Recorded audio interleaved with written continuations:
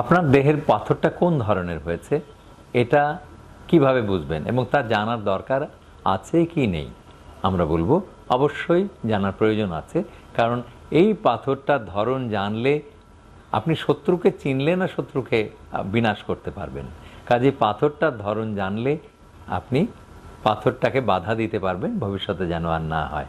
যদি সেক্ষেত্রে সফলতা আপনার অনেকাংশে অধরা থেকে যাবে, মানে আপনি হয়তো সফল নাও হতে পারেন, মানে আপনি শত্রুমুক্ত নাও হতে পারেন, কিন্তু শত্রুকে চিনে নিয়ে তাকে ধ্বংস করার কাজে আপনাকে হাত দিতে হবে।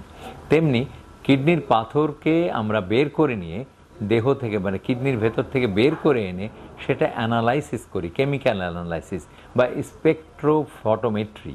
এইভাবে করে আমরা নির্ধারণ করি যে এটা কি অক্সালেট নাকি ফসফেট নাকি ইউরিক অ্যাসিড নাকি জ্যান্থিন নাকি সিস্টেন।